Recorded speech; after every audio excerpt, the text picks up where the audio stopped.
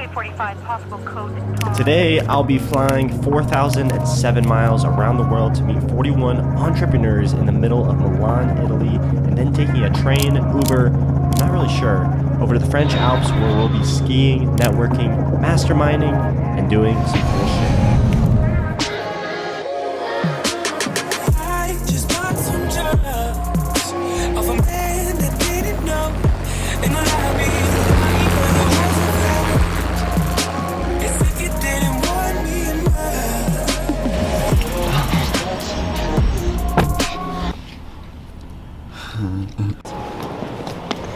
I've flown Emirates to Dubai before, and we got it for 72,000 points, and we have 30 other people. I think that's going to be 41 total. Here we are. That are going to be here on this flight as well. So I think we're going to cause a ruckus, but it should be fun. Hello.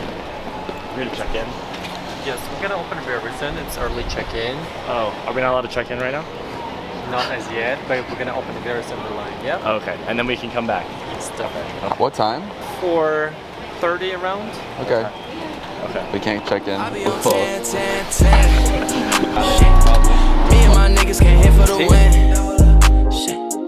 I'm with the gang, I ain't worried about them. We just checked in to the Emirates Lounge. We got through security pretty quick in the Amex Centurion Lounge for a bit, but I tend to like this one a little bit better. They have pickles. Let me show you guys. Why didn't you just came out and said, I told you so?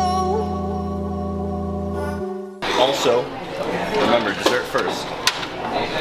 We got a cheesecake over here. That's pretty solid. Pretty good spread. As you know, we have our dessert, little cheesecake, chicken pot pie, and then I'm actually on a cleanse for this weekend. There's a ton of, beautiful alcohol over there, but chilling with some water. I feel like when people spend $11,000, $20,000 on a first class flight, but they're able to get quality sleep, they're able to have better food, they're able to recover faster, then it's worth it every single time. Because if your time's worth $5,000 or $10,000 an hour, then that's nothing. I was talking with one of my buddies a few days ago about buying a $30 cheeseburger, right? And every drink we had, like our first dinner was like $700. But if you can put in 1 hour or 2 hours, 3 hours of work, and you're able to generate hundreds of dollars, if not thousands, especially learning a skill like remote triaging or sales or anything in this online space, if you're able to generate more dollars per hour, then expensive only becomes relative. That $30 cheeseburger may only cost you 10 minutes or 15 minutes of time. So when I think of money, my perspective on money shifted a lot because it doesn't really matter that dollar amount. What matters is the amount of time it takes you to generate that dollar amount. So once you start developing that perspective, once you start seeing things in a different light, it's really eye-opening because it's made me think about wealth and what I spend my money on a lot differently. You guys ready to go? Let's get it. Here we go. All right, we're flying JFK to Milan, all on points. What are we gonna do? Slam it time. Let's go. Tastes good like soul food. Parked up outside in the old school. The new me back with the OU. The dog always find his way back home, and it's so true. How many glasses of champagne are you on? Lucky number 7. Lucky number 7. Right here, yeah. Oh, that's crazy. Yes. Well, thanks Eli for arranging this whole thing. Of course. How many people showed up for this event? Yeah, so we have about 42 that are going to be in France with us. Yeah, and then on this flight, I think we have 24. 24. Yeah. Wow. And it's all first class, right? It's all business class? Yeah. Everyone's in business or first. Pretty much everyone's using points. I think one person paid for it, but everyone else uses points. So yeah, pretty good. What's like one travel hack that like anyone can use like on the internet? And for y'all that are watching this, like this man you've hacked like right, tens of thousands, if not thousands of dollars worth of free travel, right? And this is using credit card points. So like, what's like one piece of advice? Yeah, so big piece of advice would be you want to earn points that are transferable from bank credit card points into airline hotel loyalty programs.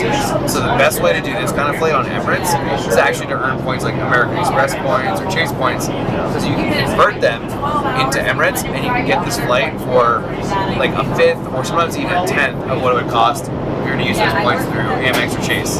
So the best thing you want to do is figure out how to get convertible bank points and transfer them to airlines. Yeah, that's crazy. Yeah, I think this flight was like 72 to like 100,000 points. Yeah. And it's normally like an 11,000 or something. Yeah, it would normally be somewhere, depending on when you book it, it can be anywhere from 300,000 to 1 million points if you were to do it the other way. Yeah. But because of the way the airline's priced and you can use points effectively, it's only 72,000 for us. That's crazy. Yeah, that's crazy. Yeah, you killed it. Yeah, it's been a good time, so lots of fun to be had.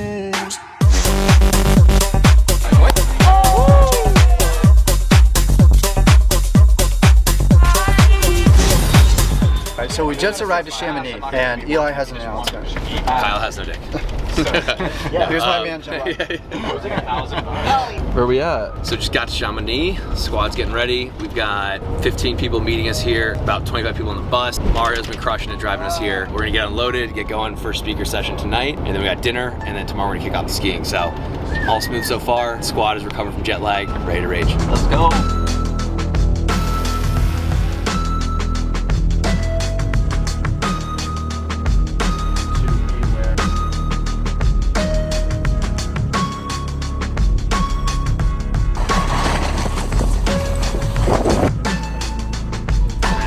Oh my God, you didn't even hit me up.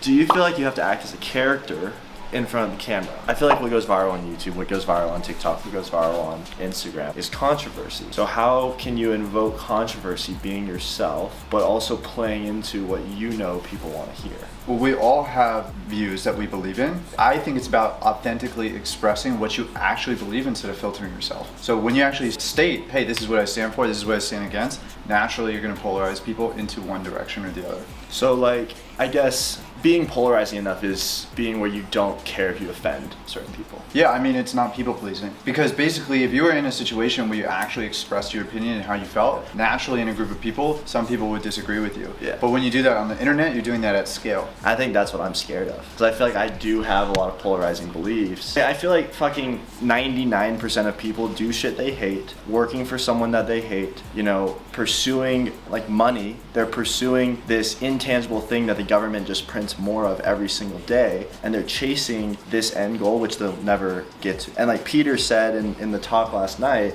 all of even us like as entrepreneurs, we're chasing this rabbit that we'll never catch. And that's what 99% of people do, but that rabbit they're trying to catch is the retirement at fucking age 65. Gotta level up. You have to be on a different frequency. I feel like everything's energy, money's energy, time's energy. If you aren't living the life that you want to live, then why aren't you doing something about it? Bunch of shitty whiskey in me. 10 Tilly with the 7 warlord, razor blades like the fucking core. You're getting laxatives? Yeah. Just a little hydration, maybe a little workout would help us as well. But right now the boys are a little clogged up. That's what you're calling for. Don't wanna let you in. I'll drop you back to the floor. You're asking what's happening. It's getting late now, hey now. Enough of the arguments. She sips the Coca-Cola. She can't tell the difference yet. That's what you're calling for. Don't wanna let you in. I'll drop you back to the floor. You're asking what's happening. It's getting late now, hey now. Enough of the arguments. She sips the Coca-Cola. Oh, this is my 4th time skiing. We're on a black right now. I'm really bad at fucking skiing. I think my asthma's kicking in, and it's been brutal. I've fallen like 7 times. All the buddies already went. They went down there. I already wiped out earlier. I slid like 100 meters. So yeah, welcome to Chamonix, France. So we're switching it up here. Kekoa is not the best skier, but we're doing the skiing for him today. He got a couple turns in, took a couple falls, but he's out here. A little bit of a whiteout, but Luke and I stoked to be here. Kekoa's, I think, probably repping cappuccinos down at the cafe. We'll see you down there. What is that jacket? Who's chilling? Like, I don't get when people say that there's not enough time in the day. You go to work for 8 hours, you come home, what do? You're watching Netflix, playing video games for 3 to 4 hours, then you're sitting in traffic for 1 to 2 hours. That's the reason you're not getting to where you want to be, because you're chasing this hamster wheel for someone that probably can just lay you off, right? AI automation is gonna put everyone out of jobs anyways. So if you don't know sales, if you can't make money from your phone, from your laptop, anywhere in the world, in beautiful France, then that's something you have to fix. It's crazy. I hop on the phone with so many people and they're like, Kekoa, I want to make a change. I want to make this much money. I want to retire my parents. I want to get out of this job paying me $2,000 a month. I've been feeling this way for literally 3 to 5 years. And when I'm like, okay, yep, we can solve all of your problems. We can get you out of that dead-end job. We can get you making more than $24,000 a year, and it just costs $5,000 to do so, they freak out. If that's the mindset, then you're never going to be able to attract more money. See, money is energy. If you have that scarcity mentality and you're always holding on to money, you're gripping it, then you're never going to be able to open up room to make more. And that's the scariest thing. See, in France, I mean, I don't know, we spent probably 10 grand in probably the past, 4 or 5 days with everything. I just paid another guy 5,000 for recruiting agency. Another 5K has to go to him. We paid another guy 10 grand. We paid another agency another 10,000. And without spending that money, you can't attract more in. And I think once that becomes internalized, you can be unstoppable. We're headed into the spa. Woody's got me doing a sauna, red light therapy, steam room. Then you have to like soak in the ice bath. There's like a cold plunge. Soak your balls. Soak my balls. I don't free ball like him though. I wear underwear.